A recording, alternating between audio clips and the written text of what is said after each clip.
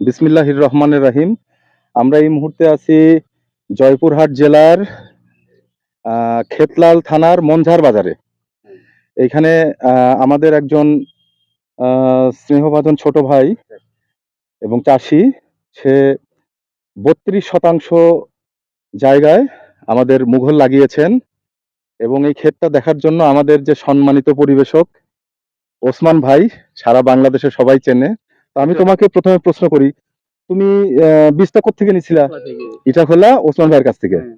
তো এখানে জমি কতটুক? 30%। এ পর্যন্ত কতবার তুলছো তুমি? এই তিনবার। প্রথম তোলাতে 4 মণ, দ্বিতীয় তোলাতে 14, তৃতীয় তোলাতে 10 মণ। তাহলে 14 আর 10-এ 24 মণ তুমি এ পর্যন্ত তুলছো। আরো হবে, এখনো তো কিছুই হয় নাই, আরো সময় আছে। তো তোমার কি মনে হচ্ছে? অন্যান্য বীজের চেয়ে আল্লাহর মধ্যে বীজটা অনেক সুন্দর এবং লাগাইছি, দেখতেছেন তো আপনারা, খুবই ভালো বীজটা। আচ্ছা আচ্ছা আচ্ছা, তুমি কি পছন্দ করছো? হ্যাঁ, আমার খুবই পছন্দ এই বীজটা। আচ্ছা, এই মুহূর্তে আমরা একটু ওসমান ভাইয়ের সাথে কথা বলবো, কারণ ওসমান ভাই আমাদের সম্মানিত পরিবেশক। উনি অনেক কষ্ট করে দোকান বন্ধ করে আসছেন।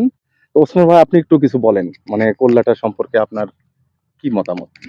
ধন্যবাদ প্লান্টেন কোম্পানিকে।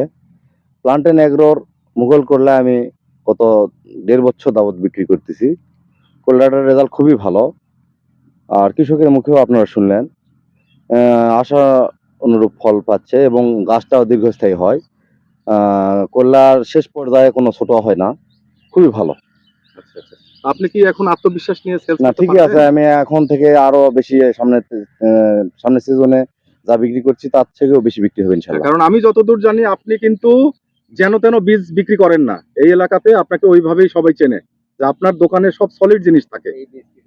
হ্যাঁ, তো যেহেতু আপনি নিজে চোখে দেখলেন, আশা করি যে আপনার বিক্রির যে স্পিডটা বা স্পৃহা আরো বাড়বে। না, ঠিক আছে। এই মুঘল করলা কৃষক লাগালে কৃষক লাভবান হবে। লাভবান হবে। জি, আচ্ছা, ধন্যবাদ। ধন্যবাদ আপনাকে। আসসালামু আলাইকুম।